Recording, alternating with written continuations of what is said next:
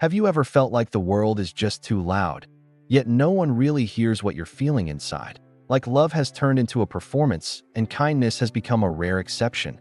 Then stay right here, because this story is for you. For you who still believes or wants to believe again that true love still exists. A love that doesn't need to be shouted, just lived. A love that transforms through silence, through care, through presence. And if that stirs something in you, then maybe this story is the beginning of something inside you too. She was just a regular woman, full of quiet strength and eyes that saw beyond appearances. He was a stranger in the rain, soaked clothes, tired eyes, and a past heavier than the world could see. She didn't ask who he was. She just offered a cup of tea, but what began as a simple gesture turned into a silent kind of love, the kind that doesn't ask for anything but stays when everyone else leaves. And there on that porch, with no promises, something was born that would change them both forever, because sometimes all someone needs is a place where they can finally be who they are, no defenses, no masks. And sometimes all someone needs is someone who stays, that if you believe in the power of small gestures, if you still carry hope of living a true love or being remembered by one, then hit that subscribe button now, because when you subscribe, you help these stories reach hearts like yours. Hearts that need to remember kindness still exists, that listening still heals, and that love, real love, still changes destinies. Take a deep breath, because today's story begins now. The rain fell softly over the sleeping city, drawing almost poetic lines across the fogged windows. Evelyn adjusted the scarf around her neck and closed the community bookstore early, as she did every Friday. She had learned that taking care of the place required the same attention she gave to a plant. Close it when it's time to rest, open it again when the sun returns. As she passed by the porch, she noticed something strange. A man, soaking wet, sat on the wooden bench she had sanded just weeks before. He was trembling, not from the rain, but from within. There was something in his silence that spoke louder than 1,000 words. She didn't ask any questions. She simply went inside, made a cup of chamomile tea, and returned with quiet steps. She held out the mug as someone offering the world a second chance. The man looked at her for a long second before accepting it. His hands were dirty, his suit soaked, but her gesture didn't waver. "Here, we don't ask before serving," she said with a gentle smile. He nodded, bringing the cup to his lips carefully, as if it were the only real thing he had left. Evelyn simply sat down in the chair beside him, in silence, without hurry. For several minutes, time seemed to forget to move. The steam from the tea rose between them like an invisible bridge. Evelyn didn't know who he was. It didn't matter.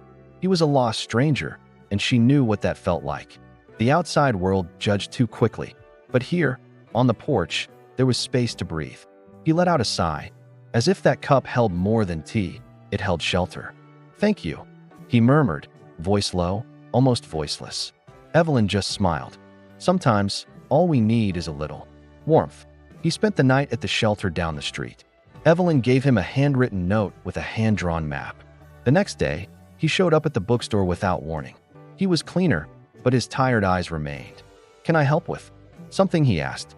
Evelyn hesitated, then smiled. "You can stack those books over there. And if you feel like sweeping the floor, no need to ask." He followed in silence. The locals noticed his presence, but Evelyn treated him naturally. Soon, he seemed part of the place. He kept coming back. Never said his name, never asked hers, but he helped. Carried boxes, fixed shelves, reorganized the titles. He was quiet, but observant. One day, while placing a book back on the shelf, he commented, "This one was my childhood favorite." Evelyn raised an eyebrow. Russian classics aren't exactly easy reads. He gave a soft smile. Some pain demands heavy words. She didn't know what to say, but she understood. The kids began asking about him. "Where's the bearded guy?" they'd say. Evelyn explained he didn't have a name yet, so they started calling him Mr. Silence. He chuckled softly when he heard it. Little by little, something changed. His once tense posture began to loosen. His previously clenched hands now held books with gentleness. Evelyn noticed every detail, but never pushed. She knew true healing can't be rushed. It happens at the pace of trust. One cold afternoon, Evelyn found him standing in front of the donation board.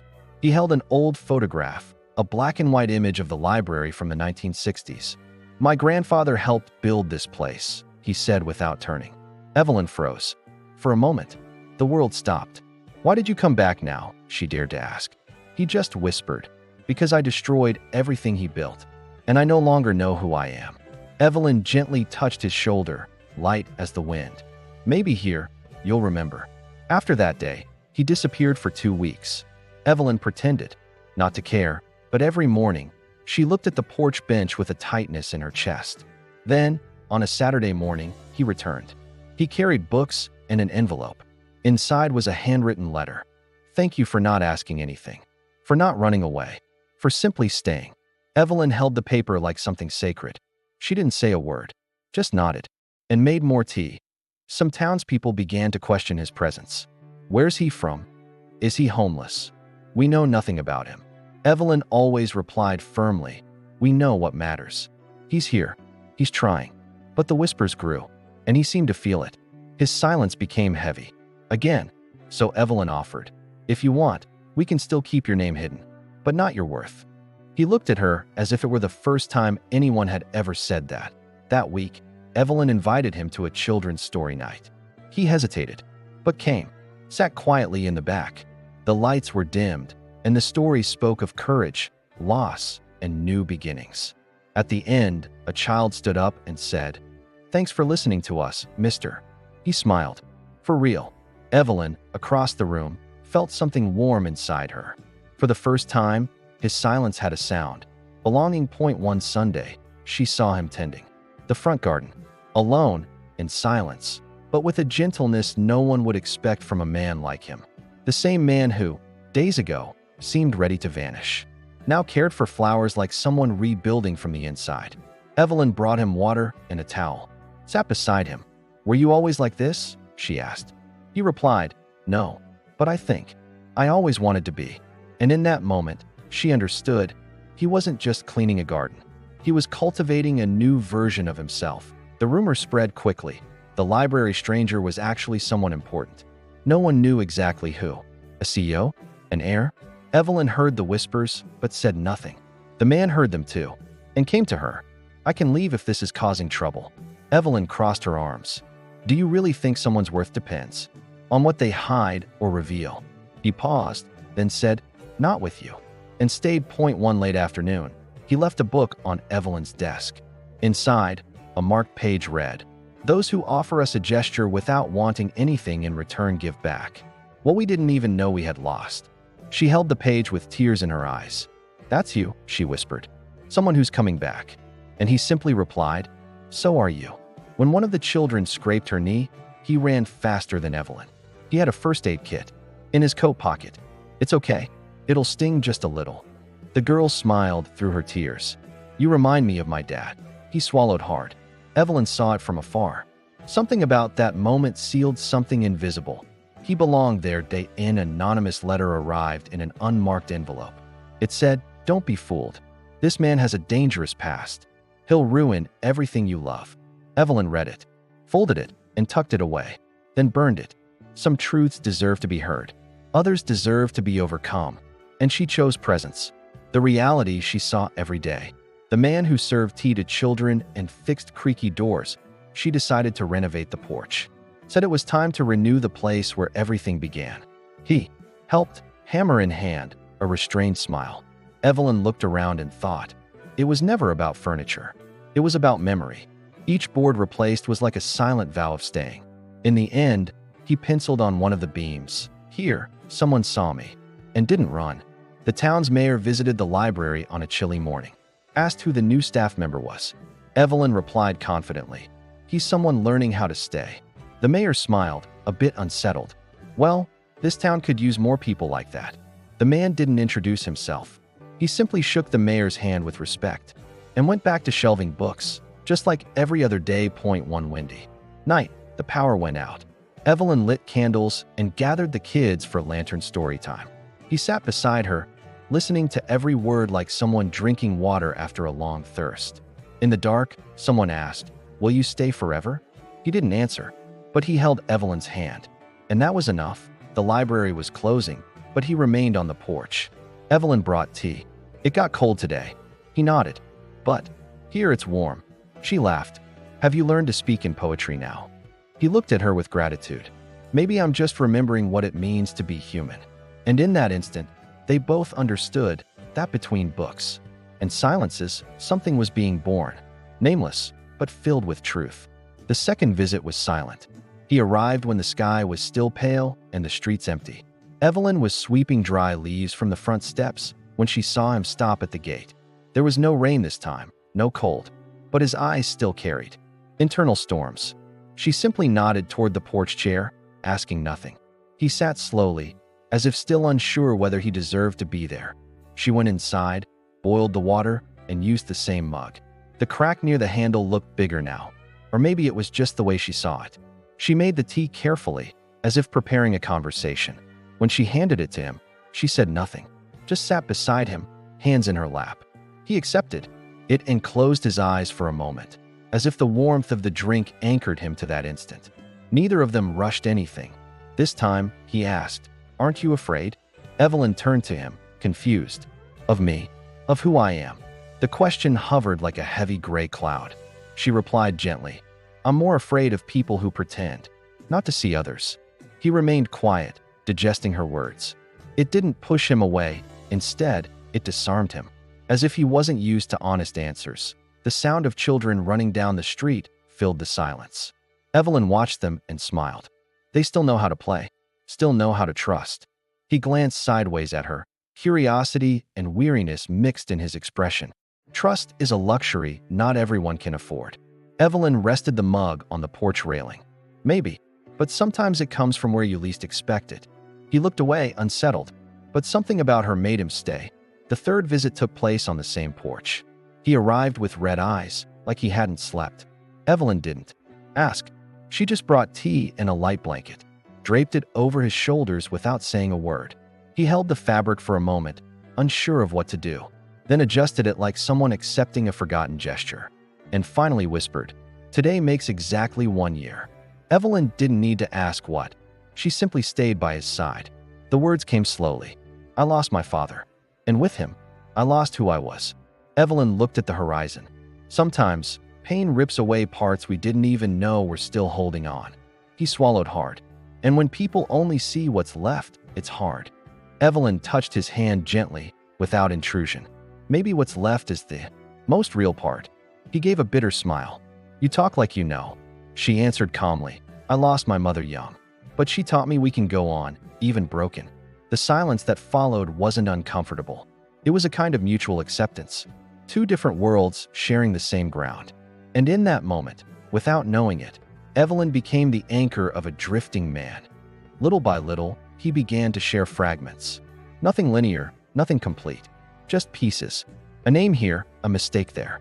He spoke of a company that crumbled from the inside out, of betrayals, of wrong decisions, of how everything made headlines, except the truth. Evelyn listened, without interrupting, as if her listening was the only place he could exist without needing to defend himself. "They used to call me ruthless," he said once. "Maybe because I was." Evelyn didn't try to soften it. She simply replied, "But today, you're here, and that says a lot more." He looked at her like he wanted to believe it, as if, somehow, her presence was mending something money had never touched. And so, he started coming back every day. Even if he didn't know why, he never gave his name. But Evelyn had already started calling him the man on the porch. She began keeping an extra mug in the cupboard. The tea began to vary: peppermint, chamomile, ginger with honey. Each visit felt like a new page. And Evelyn knew that sometimes, rebuilding someone doesn't mean fixing them. It just means being there. And she was. Every day, same time, same presence. People in the town began to notice. But Millbrook was discreet. No one asked too much. Evelyn remained the kind librarian, and he, just another face among many. The difference was that, to her, he wasn't invisible, and that was the only difference that mattered. One day he arrived with his eyes lit. "Can I show you something tomorrow?" Evelyn simply said, "Yes." The next day, he didn't show up on the porch. Evelyn waited until the sun went down. The tea grew cold on the table. The silence felt heavier, but she didn't grow sad. She just left the mug beside her, untouched, because there was something in his absence that still belonged. That night, When she locked the library, she found an envelope tucked in the porch railing. Inside, an invitation, Central Library, 11 a.m. I need you to see. The next morning, Evelyn put on her blue dress, the only one she had for special occasions. She walked to the address on the card, imagining 1,000 things. When she arrived, she froze. The building was huge, imposing, all glass and security guards at the door. It made no sense. Still, she entered. The receptionist was waiting. "Mr. Lancaster asked that you be taken to the 12th floor." The elevator rose slowly, stretching time. When the doors opened, Evelyn stepped into a marble hallway. Expensive paintings on the walls, the scent of imported coffee in the air. At the end of the corridor, him. No hoodie, no shadow. Dark suit, steady gaze. Yet still the same man. The same one who trembled over a cup of tea. "My name is Mason Lancaster," he said. "And you're the first person who's truly seen me, after everything." Evelyn felt the ground shift beneath her. Not because of the name. She'd seen it before in scandalous headlines. But because of the vulnerability in his voice. He pointed to the glass wall overlooking Millbrook. "This place was my world for years. But I never felt like I belonged. Until the day you offered me tea, without asking for anything." She met his gaze. "I just wanted to help." He smiled. "And you ended up changing everything. I want to restore the library, with you. I want to invest, but also learn. You showed me there's value in what can't be seen." Evelyn took a few seconds before replying. "Only if it's on my terms." Mason nodded. "Completely." And there, in that room overlooking the past, a new chance was born. Not just for him, but for her too. For everything that once felt too small to make a difference. Evelyn returned home with her heart in a whirlwind. She had said yes, not to the money, but to the possibility of creating something bigger, something real. When she walked into the library, she turned on the kettle as always, washed the cracked mug with care, and smiled. Maybe this was where the story began again, with the same gesture as before. But now, everything was different. She knew he wasn't just a CO trying to start over. He was a man trying to remember who he was. And she was just someone who chose to stay. Because sometimes, love is just that, offering a cup of tea and remaining even after the tea goes cold. That night, Evelyn couldn't sleep early. She sat in the porch armchair, a thin blanket over her shoulders and the mug in her hands. The town slept, but something inside her had awakened. She thought of everything she'd heard, of his name, of the proposal. It was as if life had come full circle to bring them to that moment. And still, everything felt as simple as that first cup of tea. As if what truly mattered had never been spoken aloud, only lived. The next day, Evelyn arrived at the library. Early, she ran her fingers along the book spines like someone giving thanks. She began listing what could be restored, redone, reimagined. Mason would arrive later to meet with the renovation team. But what really mattered was something else. He'd be there, not as a savior, but as someone willing to rebuild with her. And that made all the difference. Because now, she was no longer alone on that porch. She hung a new sign on the door, open for stories. Under renovation, body and soul. And for the first time in years, she felt her work would be seen. Not for titles, not for public praise, but by someone who knew what it meant to fall and what it meant to rise again. Evelyn prepared the tea, smiled softly when she heard footsteps approaching. It was him. And this time, he wasn't coming as a shadow. He was coming to stay. The town was still waking up when Evelyn placed fresh flowers at the library entrance. It was something she did occasionally, but today it felt symbolic, like preparing for a guest who wasn't just expected, but deeply necessary. Every detail in that space took on new meaning. The dust wiped away with extra care, the books reorganized with intention, as if everything there whispered, "You matter." And when Mason walked through the door, no bodyguards, no rush, he seemed to understand that. He held a notebook in his hands, and in his eyes, less fog that a group of children played in the side yard, unaware of what was happening inside the main room. Evelyn led him to one of the tables, the one closest to the window where soft light streamed in. "This is where the elderly like to sit in the afternoons," she said, pulling out a chair for him. Mason opened the notebook and revealed drafts of projects, floor plans for a new reading area, ideas for a small cafe, social outreach events. But Evelyn didn't touch the papers. Instead, she asked, Why this place? Why me? His pause was long, but full of meaning. Because here, I was treated like a person. Because you saw me when I didn't want to be seen. It wasn't a polished speech, it was raw. And that's why it felt true. Evelyn took a deep breath, feeling the weight of the trust placed in her. She wasn't an architect, a manager, or an expert. She was someone who knew how to listen. And there he was, a man used to boardrooms, waiting for the opinion of the woman who had once offered him tea in silence. Mason talked about the books he read as a child, and Evelyn listened as if collecting invisible relics. There was an awkward sincerity in him, like someone unsure how to navigate simple conversations. I learned to speak in numbers, contracts, clauses, but I never really knew how to speak about myself. She answered gently, then maybe now is the time to learn. And with a shy smile, he seemed to accept that quiet invitation into humanity. Every Friday became a ritual. He'd arrive before closing time, and the two of them would sit on the porch, teacups in hand. They spoke little, but much was said in their silences. Evelyn shared notes left by children, marked favorite books with colorful posts, told stories of mothers thankful for a safe place. Mason listened as if reading a new map, and for the first time, he seemed willing to follow a path without signs. The renovations began slowly. A small, discreet team coordinated by Evelyn. No flashy banners, no big announcements. Mason had asked for that. He wanted everything to move at her pace. This library has already been wounded by neglect. It needs to be handled with care, and he started to learn that, to respect the other's timing, not to rush those who've learned to stay. The community began to notice the transformation.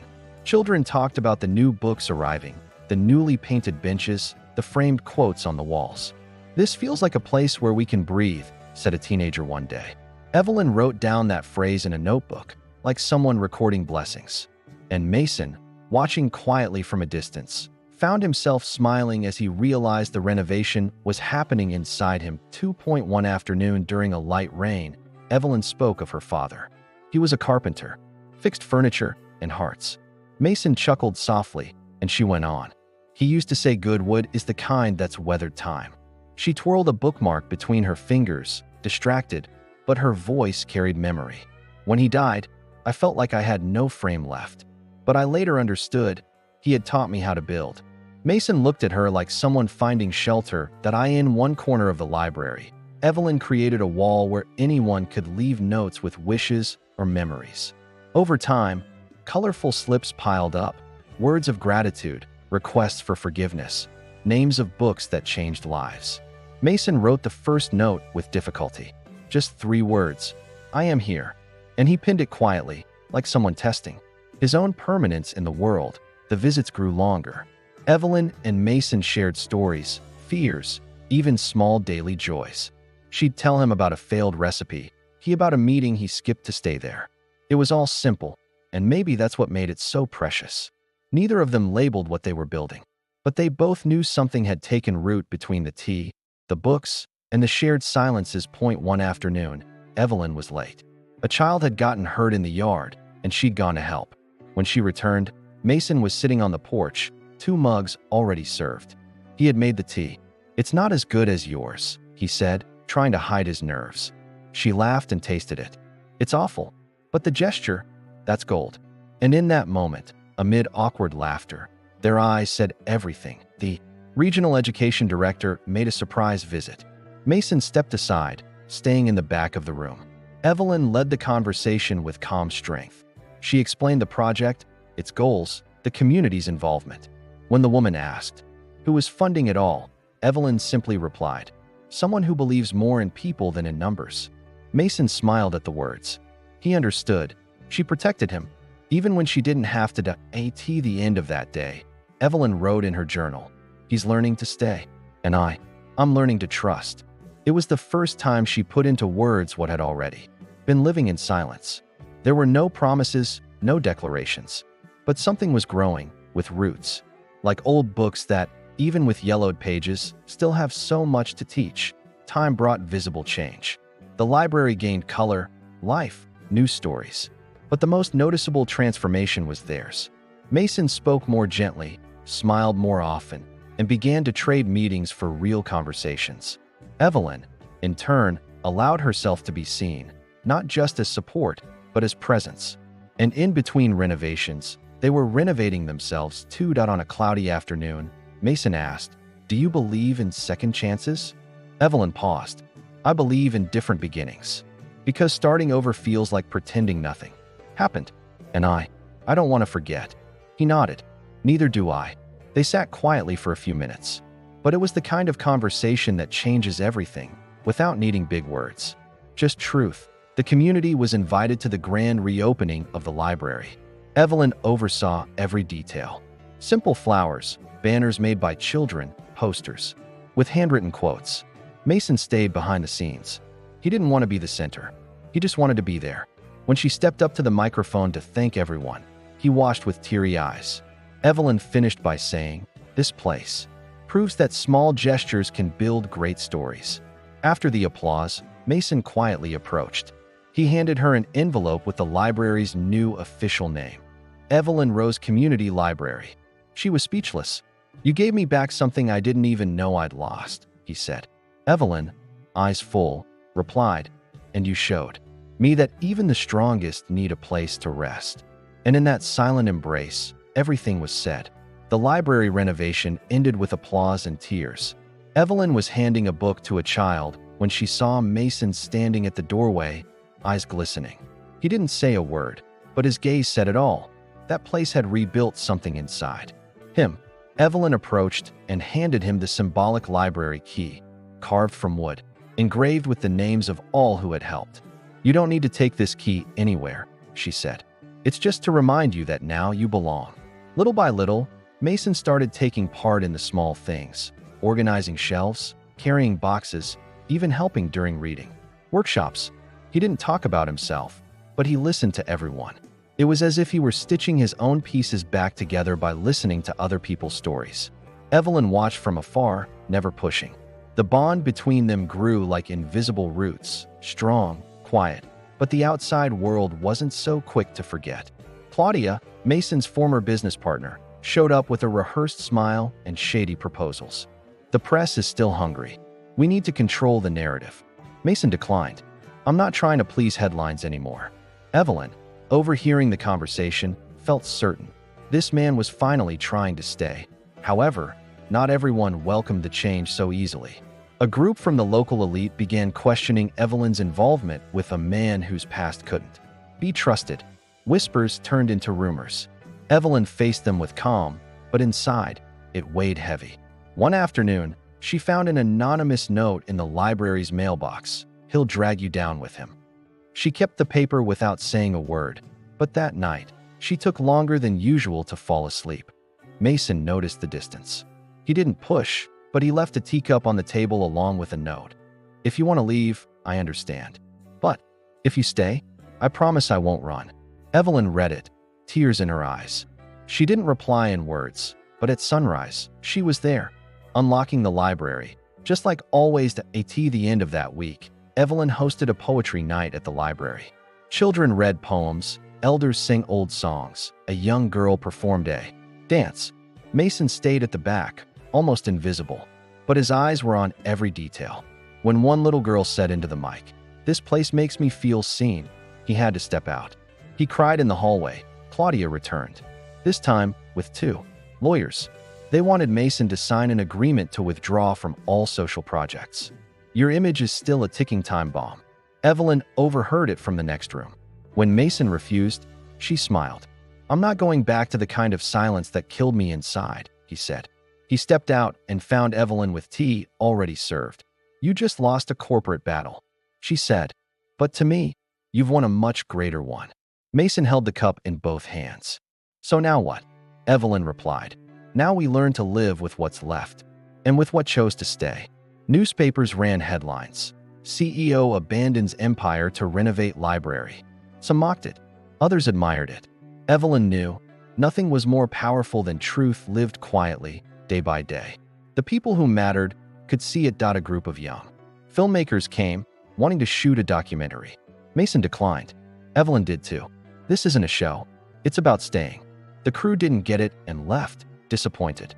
But that decision made them stronger. They didn't need stages. They needed presents. The crack on Evelyn's mug had grown. Mason offered her a new one, flawless. She refused. This one reminds me where we came from. He didn't insist. He placed his next to hers. Two imperfect mugs, full of stories. Just like them. By the end of the month, the library received a certificate of historical significance. Evelyn framed it and hung it next to Mason's first note. "Thank you for reminding me kindness still exists in this world." That phrase had become part of the walls that now held many others. While walking between the shelves, Evelyn stopped and said, "You know what scares me the most?" Mason looked at her, attentive. "It's not the scandal," she said. "It's forgetting that it all started with one small gesture and losing the courage to keep offering tea to strangers." Mason took her hand. "Then never stop." The sun was setting slowly as the two of them sat on the porch, without words. The world was still harsh. But there, in that slice of time, there was peace. Evelyn leaned her head on his shoulder. And for the first time, Mason didn't feel afraid to stay, because now he knew staying wasn't about never leaving. It was about returning, about building where you are truly accepted, about being seen by someone who asks for nothing more than who you already are. And when the invitation came for another meeting in New York, a reunion with everything he had once walked away from, Evelyn said nothing. She simply looked at him with tenderness and said, "If you go, come back whole." Mason held the paper with the address, and for the first time in a long while, he didn't feel the need to run to find himself. He only needed to return. Mornings now carried the scent of fresh coffee and warm bread on the porch. Evelyn arrived early, as always, but now found the kettle already on the stove. Mason, once resistant to routines, had learned to tend to time with her. It wasn't about doing much, it was about being. About placing flowers on the table even when there was nothing to celebrate. About knowing she liked her tea slightly cooler, and smiling when she noticed. Little by little, his presence became part of the place. The children called him by name. The elderly felt at ease asking for help to climb stairs or choose a book. Evelyn watched from a distance with the ease of someone who sowed without hurry and now reaped without noise. Mason no longer needed to run from his past. He faced it one day at a time, with his hands busy and his heart lighter on the desk they now shared, an improvised office, budget. Papers mingled with thank you cards. Evelyn scribbled ideas while Mason sorted donations. Sometimes their fingers brushed while reaching for the same pen. They didn't say anything, just smiled. The silence between them was no longer tense. It had become comfortable, like two breaths falling into rhythm. During a quick lunch in the garden, Evelyn spoke about her childhood. She told him about the tire swing tied to her grandma's tree, about Sundays spent reading to her mother, and about her fear of becoming invisible. Mason listened as if every word was a rare page. "You're not invisible," he said firmly. "You're the kind of person who lights up a room without realizing it." She simply blinked away tears. He didn't know it, but it was the first time anyone had ever said that to her. A forgotten book in the donation pile brought Mason's father back to the surface. He flipped through its pages, thumb trembling. Evelyn noticed and sat beside him. "I remember him reading this to me," he said softly. "But back then, I just wanted him to stop working and look at me." Evelyn replied gently, without judgment. "Maybe you're doing now what you waited your whole life for." Mason smiled, eyes damp. "Maybe I am." Their relationship was made of small routines. Evelyn brought muffins wrapped in simple napkins. Mason replaced the entry light before she noticed it was out. No one called it romance, but everyone felt it. It was like music playing in another room. You know it's there, even if you can't see it. And when they laughed together, even the books seemed to smile. One cloudy Saturday brought calm to the town. Evelyn showed up wearing a yellow scarf, the same one she had worn since youth. Mason teased, "You never let go of what you love, do you?" She replied softly, "Especially the things that warm me," without making noise. He understood. It wasn't about the scarf. It was about him. About being there, not promising, but not failing. Mason started appearing more in the background of the town, helping quietly at fairs, chatting with shopkeepers, listening to stories. He no longer carried the weight of needing to look important. He had learned from Evelyn that value lives in those who stay. She watched him talking to a baker, smiling at a florist, listening to a child describe a dream. And there, she saw, he was becoming who he'd always wanted to be. One day, Evelyn arrived later than usual. She'd stopped by her sick mother's house to help with medications. When she got there, she found a note on the table. "You taught me that caring is a silent verb. Today it was my turn." Beside it, tea was ready, the books were arranged, and there were fresh flowers in the vase. Evelyn closed her eyes for a moment. Receiving that gesture like shelter, they began reading together at night. One chapter at a time. Evelyn read aloud, while Mason listened, head resting against the back of his chair. Sometimes she'd misread a word and he'd gently correct her. Other times, he'd get emotional and she'd simply hold his hand.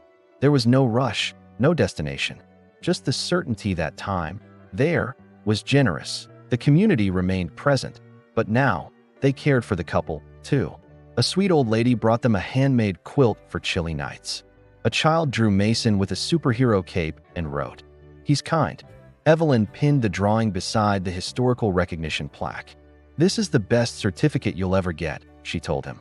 Mason agreed, because in that place, he was finally seen, not for what he had, but for who he chose to be. While walking behind the library, they came across an abandoned lot. Evelyn casually remarked, "A little orchard would fit perfectly here." Mason made a mental note. 2 weeks later, saplings of orange, jaboticaba, and butterfly bushes were being planted. Evelyn hugged him unexpectedly. "You really listen," he whispered back. "Every time it's you." Nights began to feel longer, not because of the clock, but because of the desire to stay. Mason started leaving only after everyone had gone to sleep. So Evelyn began leaving the porch light on, in case you decide to stay a little longer. And he did, more and more, until leaving just didn't make sense anymore. Evelyn never asked for definitions. She wasn't the type to demand words for what was already felt. But she knew love lived there, in how he watched her walk, how he asked about her mother, how he knew the names of the kids she taught. Love was that. Constant listening, shared coffee, comfortable silence, laughter echoing among old books. One little boy asked Evelyn if she and Mason were dating. She laughed. "I think we're tea partners." The boy frowned. "Is that stronger than dating?" Evelyn thought for a second. "Much stronger, because we don't have to be together all the time. But when we are, we're fully present." Mason heard the exchange from the window and smiled like someone who had finally understood the library's anniversary. Evelyn had written a speech, but couldn't read it. As she stepped onto the small stage, tears came before words. Mason picked up the paper and read it for her, his voice trembling. He spoke of fresh starts, of staying, of how a single small gesture can change a life. When he finished, he looked at her and said, "This place only exists because you stayed. And I stayed because you saw me." Applause echoed, but no sound was louder than the silence that bound them there. Evelyn hugged him, the kind of embrace that thanks without needing to explain. Mason rested his forehead against hers. They didn't say, "I love you," but the whole world heard it. Because sometimes, the strongest love is the one that doesn't need to be named, just lived. That night, while turning off the lights at the library, Evelyn noticed Mason was quieter than usual. He carried a box of donated books, but his eyes were distant. "Are you okay?" she asked. Mason took a moment to answer. "I think I've never been better. And that scares me." Evelyn didn't say a word. She simply reached out and gently touched his hand. What's real can feel scary at first, but later, it becomes home. Mason's phone rang during Sunday morning breakfast. It was an invitation to return as CEO of one of the companies he'd left. They were offering more money, more power, more control. He stared at the screen for a long time, then turned it, face down. Evelyn watched in silence. "Are you going to take it?" she asked gently. "Not today," he replied. "Today's for sorting poetry books." And that said everything. Later, as they arranged the titles on the shelves together, Evelyn found a book she had never seen before. As she opened it, a folded note fell out. It was Mason's handwriting. "You taught me that staying isn't a prison. It's a choice. And that love is everything that remains, even when the world changes. Thank you for being my safe place." Evelyn pressed the note to her chest for a few moments. And there, among books and silence, she felt it. She was loved. No promises, just truth. A basket of fresh fruit, a folded note, and a rosebud picked from the garden. That was Evelyn's gift on Mason's birthday. She didn't like extravagance. She preferred gestures with soul. Mason stayed silent for long seconds as he received it. He touched the rose gently, as if it were made of glass. "It's the first time I've received something I can't buy anywhere." Evelyn smiled. "Then it's the first time you've received something real." He laughed, but there were tears in his eyes. That day, he took her for a walk through a forest on the outskirts of town. No fancy dinners, no helicopters, just the two of them, dry leaves underfoot and the sound of the wind through the trees. Evelyn picked up a flat stone from the ground. "I want to write your name on it and place it on the library shelf." Mason looked puzzled. "Why?" She replied calmly. "To remind us you're part of this foundation, even if one day you leave." He stopped walking, looked into her eyes with rare seriousness. "I don't want to leave." Evelyn looked down shyly. "I know, but sometimes the world calls loudly." Mason took the stone from her hand and put it in his pocket. "Then I'll answer softly, with presence." She nodded, and they kept walking in silence. The kind that doesn't hurt, the kind that holds you. The following Sunday, a luxury car parked quietly near the library. Mason's brother stepped out, accompanied by an assistant. He brought invitations for a meeting in New York, a proposal to restructure the company, with Mason back at the helm. "They're willing to wipe your name clean. In exchange, you return as the face of the empire." Mason said nothing. He simply looked through the library window, where Evelyn was arranging books with a peaceful smile. That night, sitting on the porch, Mason told her about the visit. Evelyn listened without interrupting. "It's your choice, Mason." He expected judgment, but found freedom. "What if I told you I no longer know who I am in that world?" Evelyn handed him her teacup. "Maybe you don't need to know who you are for the whole world. You just need to know who you are to yourself and to the ones who truly see you."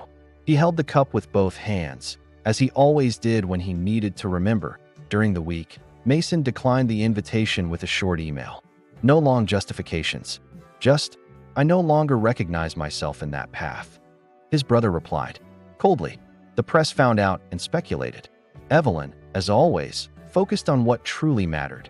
The children smiling with new books, the thank you notes left by strangers. She didn't need headlines. She needed peace. One afternoon, the library's lights went out. Evelyn went to fetch candles from the back room, and Mason improvised a flashlight with his phone.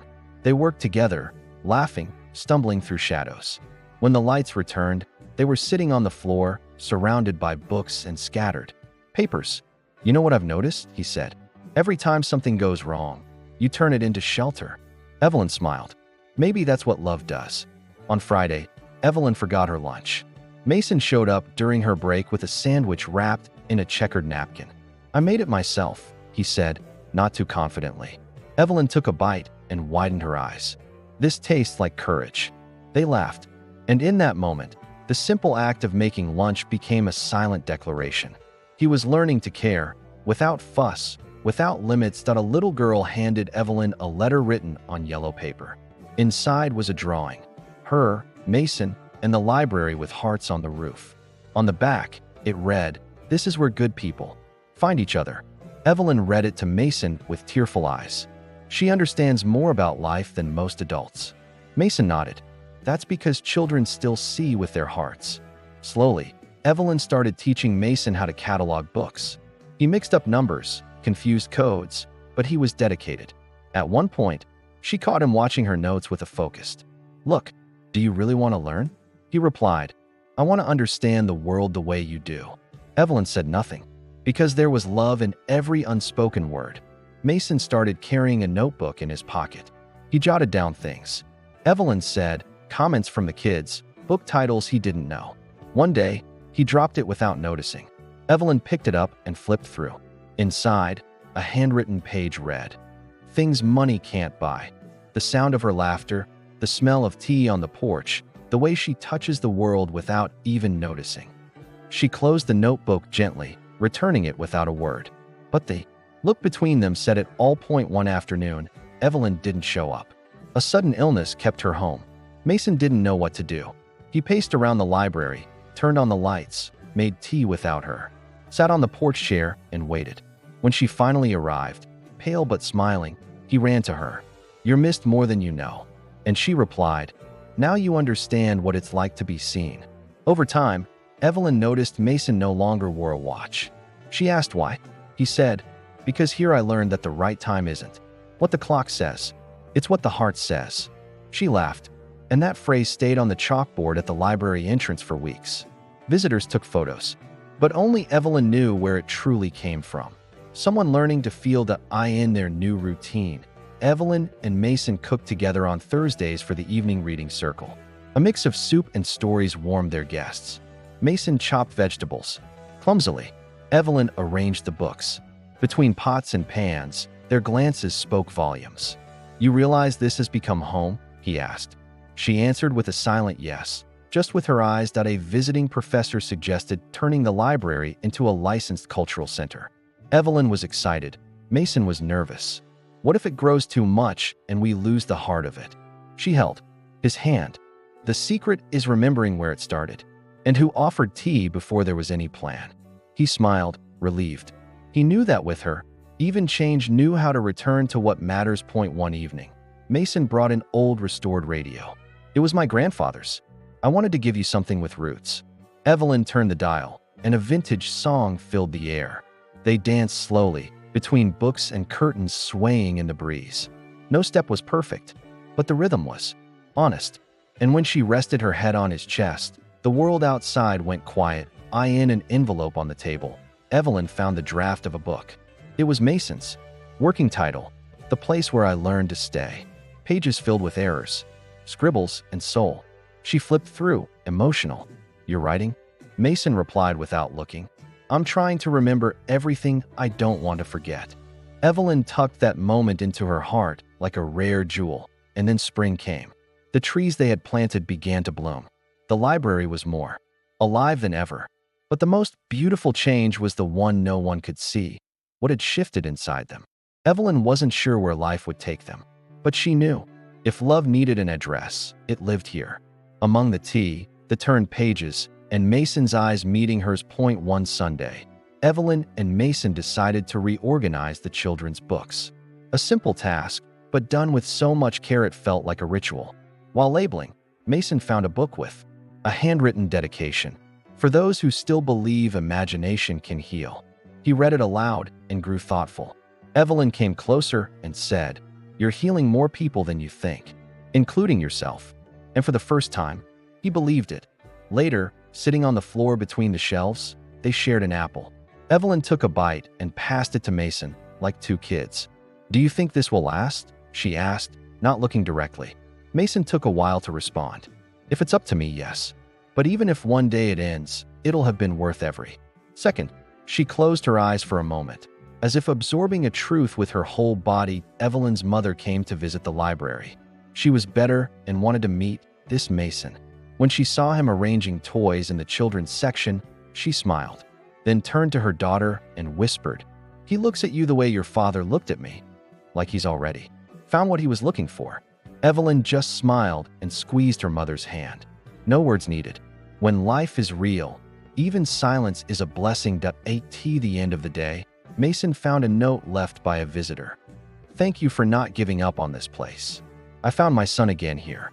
It was signed with just an initial. He read it and showed Evelyn. "Do you see what you're building?" she said. Mason replied gently, "We are. We're building this." And that "we" was everything she had ever wanted to hear and never dared to ask for. As she left the library that night, Evelyn looked back before switching off the lights. Mason was still there, folding chairs, straightening rugs. The radio played a soft melody, and the moon cast silver light on the porch. She stood there for a few seconds, just watching.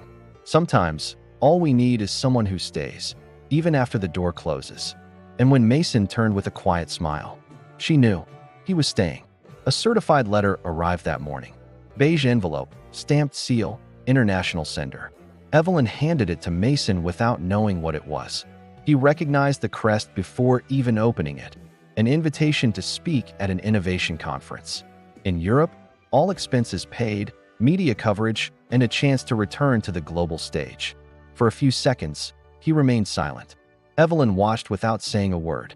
His silence held the weight of an early goodbye.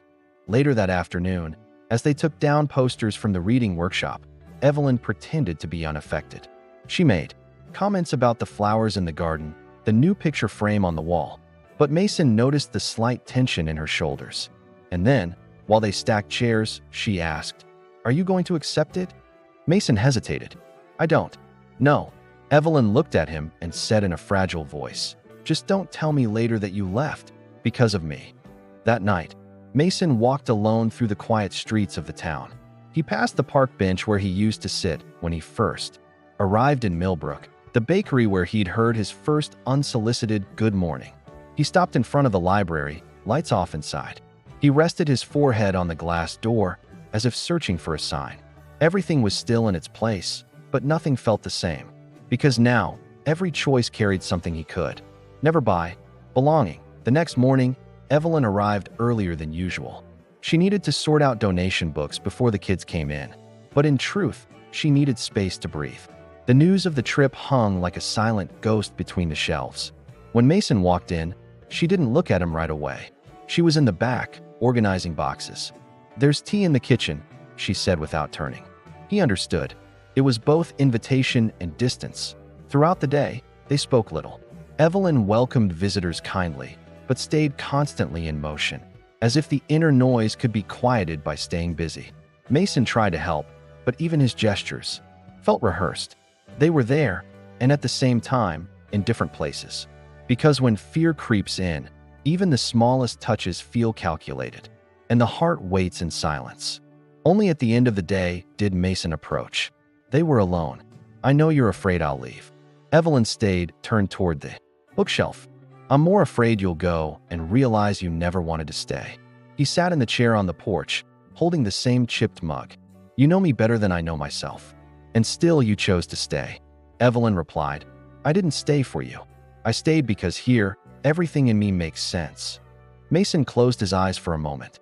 His chest tightened, not because he wanted to leave, but because he wanted so badly to stay.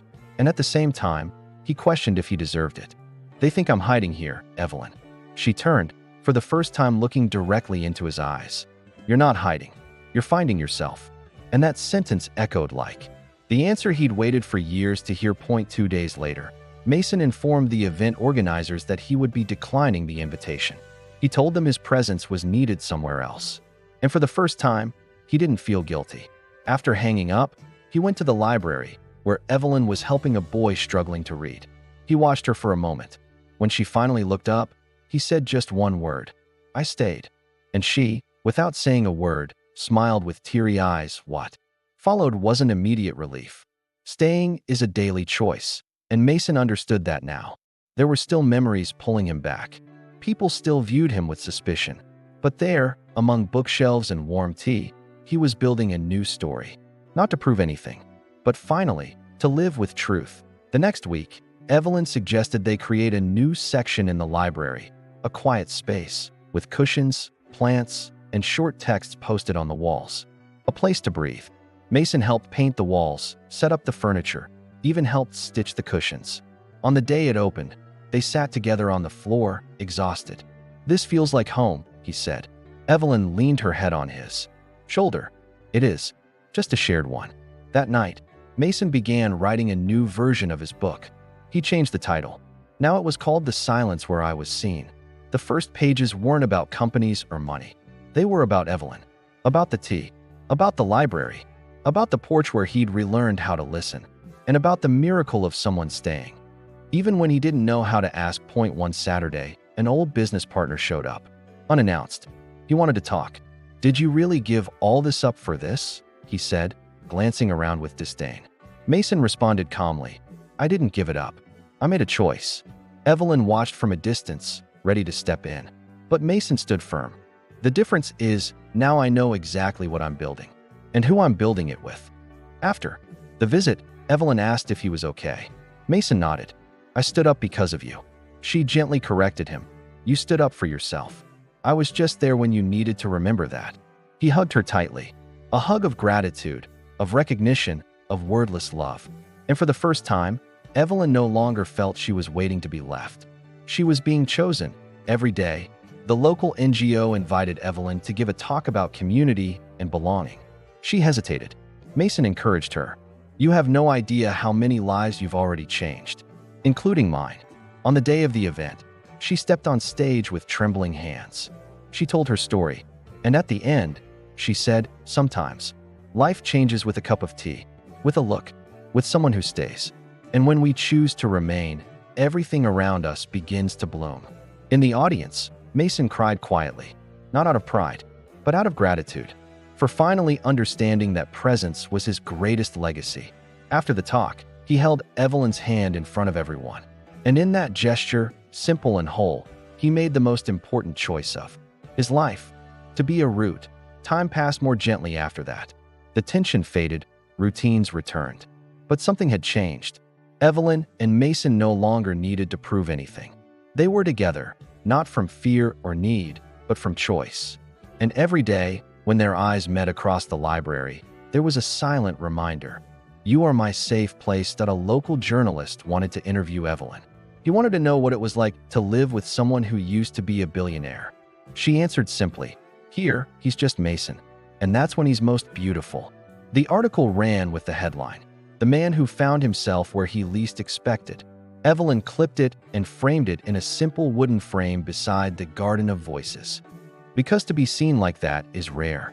One stormy night, the power went out. Evelyn and Mason lit candles throughout the library. The children had left early. They sat on the floor, books in hand, with a battery-powered radio playing softly. Evelyn opened a poetry book and read aloud. Mason closed his eyes, and in that moment, surrounded by shadow and flickering light, they understood. Sometimes, the deepest love is the one that chooses to stay. Even when everything goes dark. When the lights came back, Evelyn looked around and whispered, "Thank you for not leaving." Mason replied in a quiet voice, "Thank you for staying, even while I was still learning how to be." And that's how they said goodnight. Hands intertwined, hearts anchored, with the quiet certainty that true love is built every day, in presence, and in the silent, enduring choice to remain. Spring in Millbrook brought blossoms even to the city's forgotten corners. The orchard behind the library was in full bloom, and children ran between the fruit trees as if that were the only world they knew. Evelyn and Mason watched from the porch, side by side, like two people reaping what they had planted, with sweat, tenderness, and silence. Neither spoke much, but it was clear what existed between them was love, the kind that doesn't need to be declared, just stayed. That morning, Evelyn received an unexpected invitation to write an article for a book about spaces of social transformation. She hesitated, as she always did when it came to talking about herself. Mason encouraged her.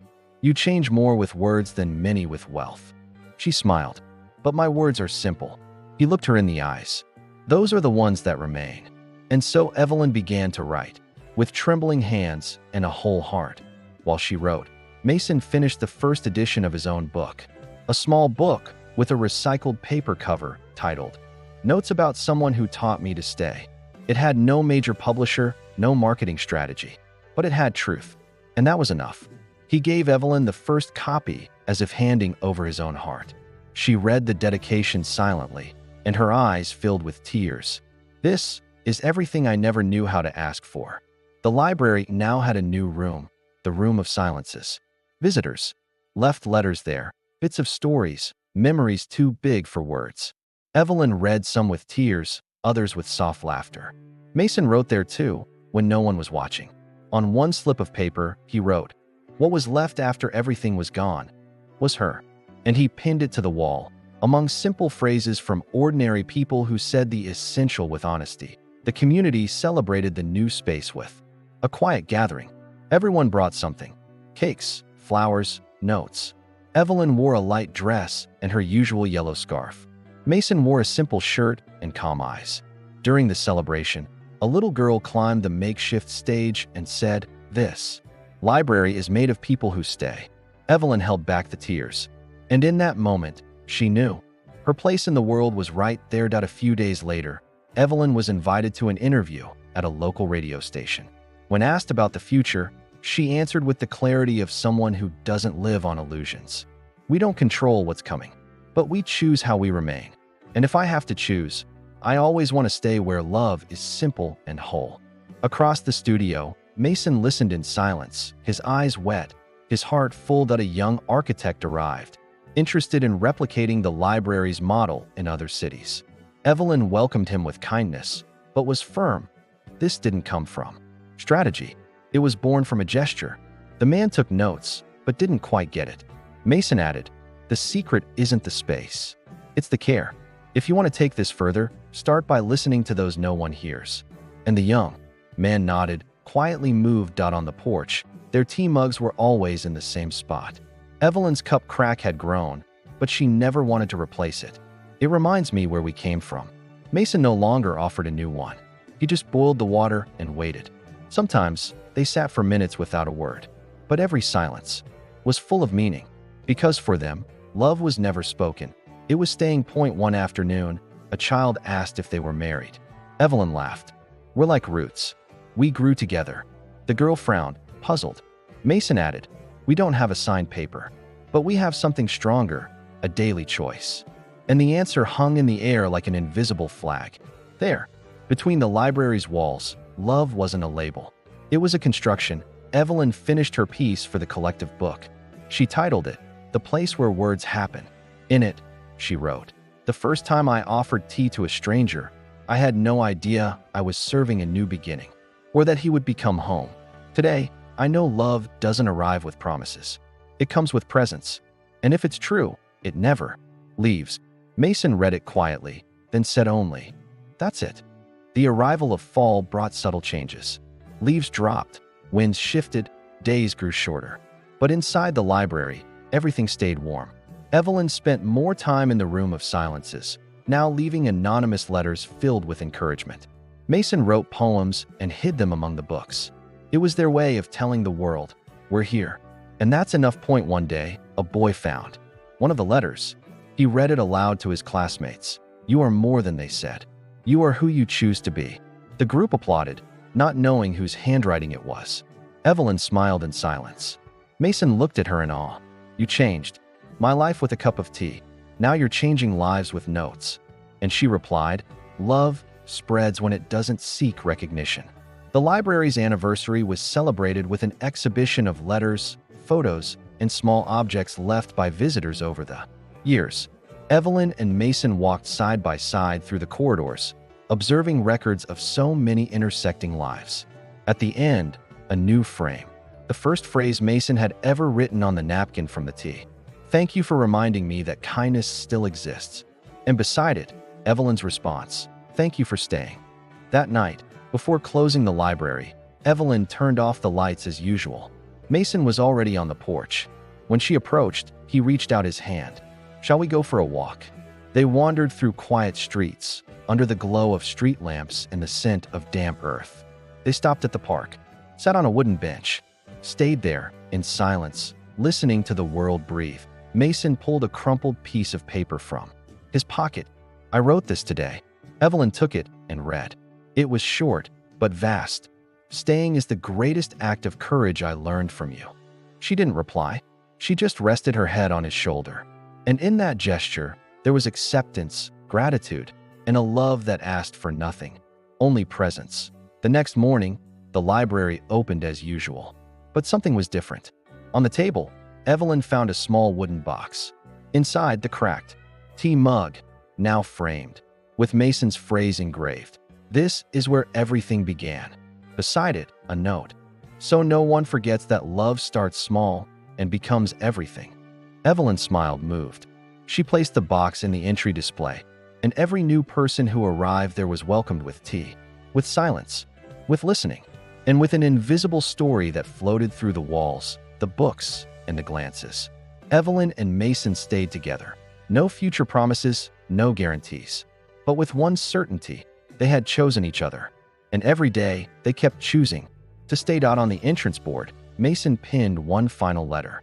In it, he wrote, "If one day I'm no longer here, know that I remained in every gesture, in every book touched, in every tea served, in every silence that became shelter. You taught me what it means to love." Evelyn read it and smiled, because, deep down, she already knew. And when night fell and the town went to sleep, the light on the porch still glowed.